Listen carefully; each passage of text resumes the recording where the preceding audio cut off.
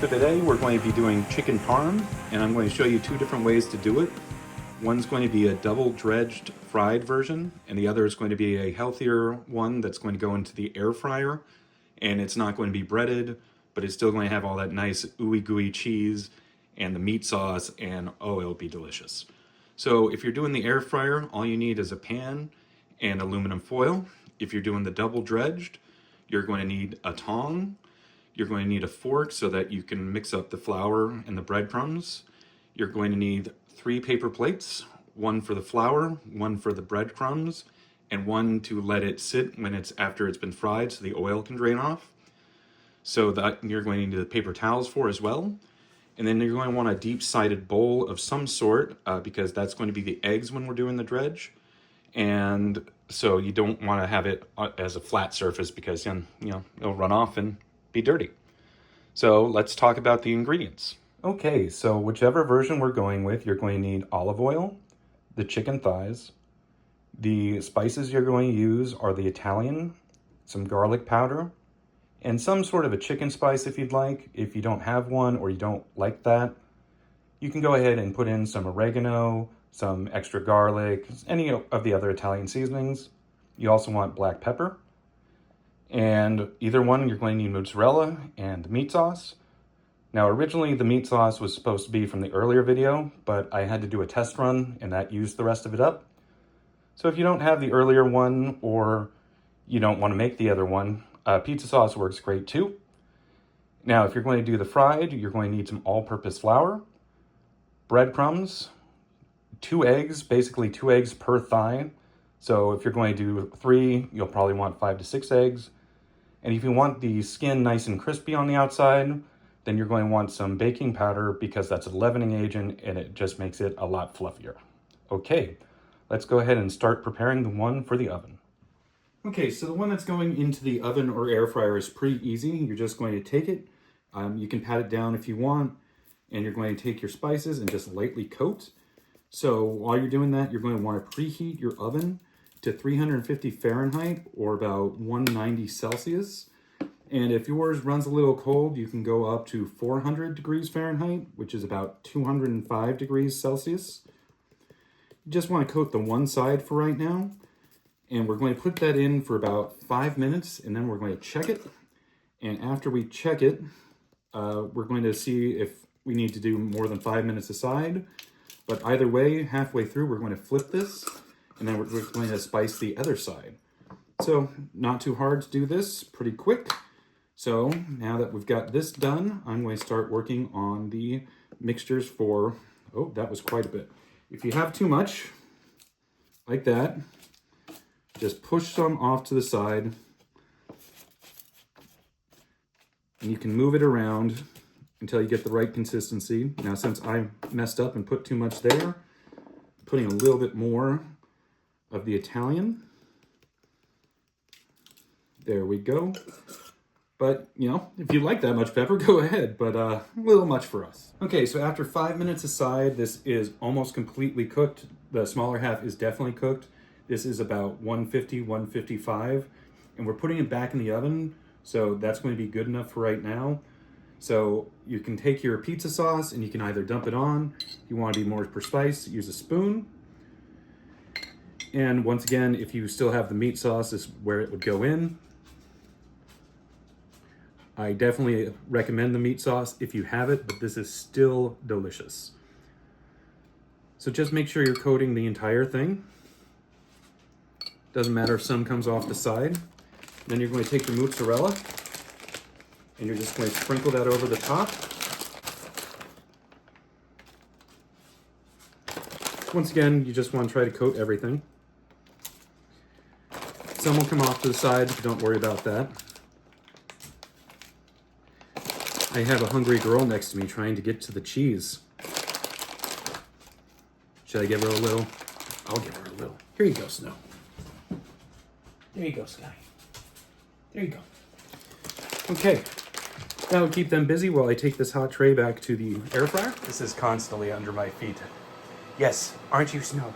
Yes, every time I'm cooking. And as soon as I'm not cooking, she goes away. So what you're going to do is you're going to lower the temperature to 350 Fahrenheit, which I believe is 170. I'll put a note in the actual video. We're going to do that for 5 minutes just to get the cheese to melt, and then we're going to broil. You're going to do a 30-second broils until you get the nice brown, crispy consistency that you want, and that one's going to depend on your oven. Okay, so let's get this back in. So this has been in the oven for 5 minutes. Now this one is fat-free mozzarella, and the other one I'm going to use will be full fat, and they do melt differently. So this one's not going to get that super melted texture that you get on the full fat, but that's fine. It's still very good, and it will have a pull to it. So we're going to go and start doing those 30-second broil intervals. Okay, so this has been broiling now for about 2.5 minutes. It's pretty crispy. We're getting to a point where I'm a little worried about being charred, so we're calling this done. Now we're going to go ahead and put it on a plate with our vegetable of the day, which is green beans. Now you can do this with the tongs, or you can do a spatula. I had one out for a different reason, so that's why we're doing that.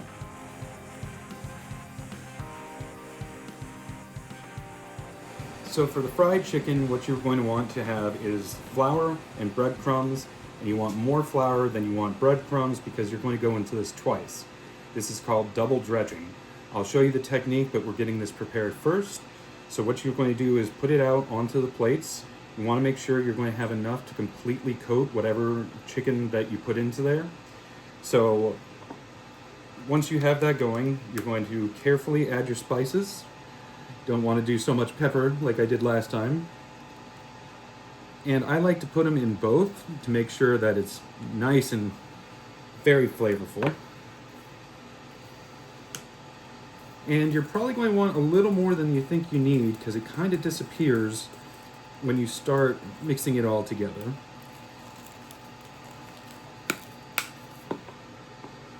So now we're going in with the garlic powder.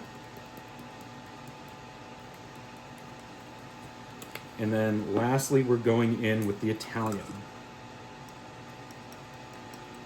And if you want to go with any of them as a lot more, the Italian, since that's where this dish semi-originates from. I think it's Italian-American, not Italian-Italian, but you know, whatever. Same sort of deal. Now we're going to do the baking powder. So this is not going in the breadcrumbs, it's going into the flour. So what we're going to do is you don't want much. This is one of the only measuring things I'll do. This is a 1/4 teaspoon, and you don't want a 1/4, you want half. You want an 1/8. I just don't have my 1/8 out. So you're going to just sprinkle that in. Now that we have everything in here, we're just going to mix it up. Get everything in evenly distributed. Then when you're done, you're going to flatten it out. It's going to make it easier for later. You can even kind of sift it like that to flatten it down. I'm just doing this one more time because you really want that baking powder distributed, or else you'll get some bits that just kind of like balloon up where others don't. And you don't have to be as precise when you do the breadcrumbs, since that doesn't have any of the leavening agent. Okay, now don't throw this fork away. We're going to need them. And we're going to take the bowl and we're going to do the eggs into that and just mix them up until it has the consistency of what you would do for a scrambled egg. So I'm going to do that off camera so we can get to the actual cooking. Okay, now we're ready to start doing the double dredge fried chicken for the chicken parm. So what you're going to do is you're going to take the thighs and you're going to pat them down, because if they have moisture, the flour doesn't stick. And what you're having your oil do is you're building up the heat. You can start it off on high, but I wouldn't take it all the way that way because these does have a high smoke point, but you don't want it to start smoking or else it really changes the flavor. So maybe a minute and a half just to get it going, and then move it down to a medium to medium high heat. You'll know your oil is ready when you take a little bit of the flour and it starts sizzling like that. So what we're going to do is we're going to dredge the chicken. Now I've taken it and I've cut it into 2 pieces so it'll cook more evenly. So I'm going to take the bigger piece, put it into the flour. Move it around. Now this is starting to smoke a little, so I'm turning that down. You can do this with your hands too if you like, but you do get really sticky fingers when you do that. So I'm going to switch to the tongs just because this fork is not sharp enough. So you coat everything, give it a little shake off, then you go and put it into the egg, and some of it will come off, but that's one of the reasons that I like to do the double dredge when I do this. Okay, now that you've got the egg, try to get that everywhere too.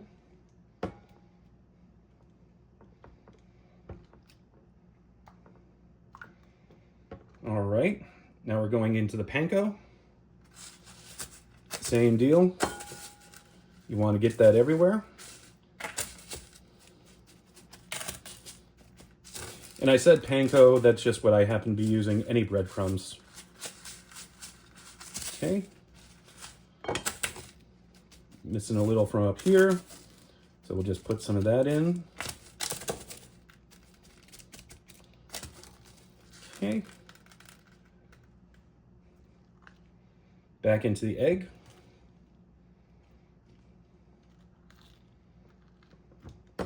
Get that all nice and coated. And you see how much egg is already being used on the first one. That's why I said basically 2 per breast or thigh. Let some of that drip off. Back into the flour.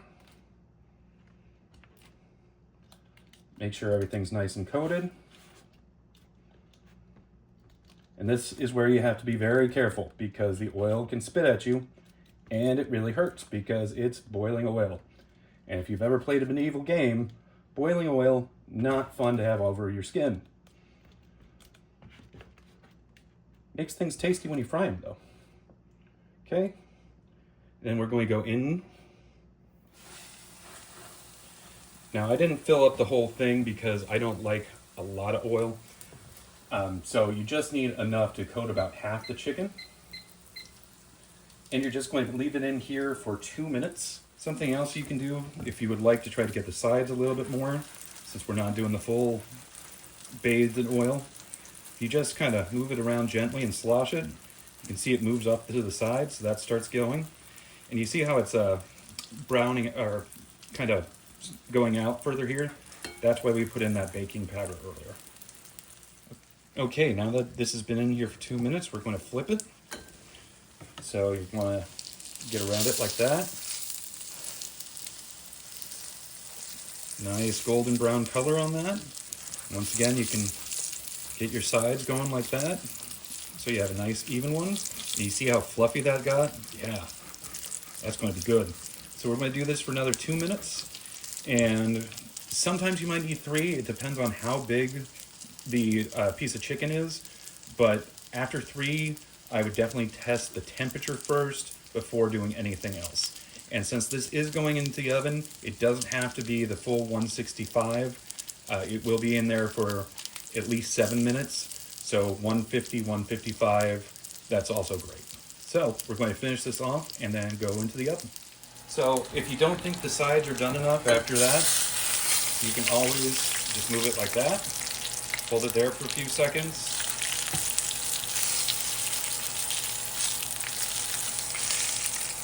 Just be careful not to knock all of that off. Okay, step I forgot is you're supposed to throw it on a paper towel to let some of that oil drain off of it. You don't need to do it, but it will make it much nicer later and not the whole oily texture. Okay, I went ahead and I did the other part of the thigh, and you can see just how much bigger it is with that breading just getting all puffed up. Oh, it's going to be great. So this is going to be the same technique that you used on the non-breaded one. You're going to take your sauce, you want to coat everything. You might want to add a little more sauce when you're doing the breaded ones because the breading will absorb some of the sauce during the cooking. And once again, I highly recommend the meat sauce, but pizza sauce is great, or your favorite pasta sauce would work just as well. And then once we have that all sorted out, we're going to do the full fat cheese on this one. And we're going to do the low fat on this one just so you can see the difference in how the cheese melts. Okay, so the low fat.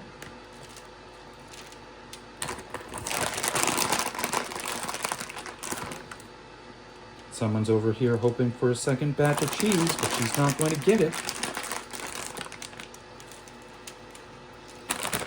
You just finished your dinner anyway, baby. Okay, so that's low fat, and then this is just regular mozzarella.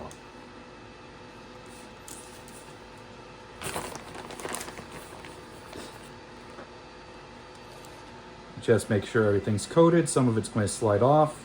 You can push it down a little like that. And then once again, going in for 5 minutes, and then we're going to worry about the broiling. It might be tricky when you have two different sizes, but if it is, we'll take one out before it gets too bad and go from there. All right, so I'll see you in 5 minutes. Okay, this very much shows the difference of how the cheeses melt. You can see the full fat one is very gooey, and that one's getting nice and toasty. So if you want a harder, crunchier bite on your cheese, definitely do the lower fat, also healthier. And if you want the more melty, do a slightly higher fat, maybe a 2% if you don't want a full fat.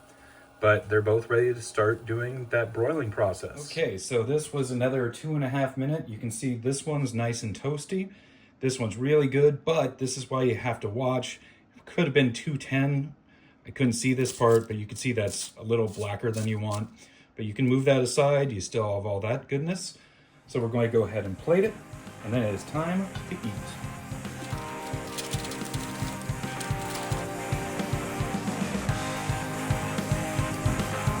Doesn't that look good?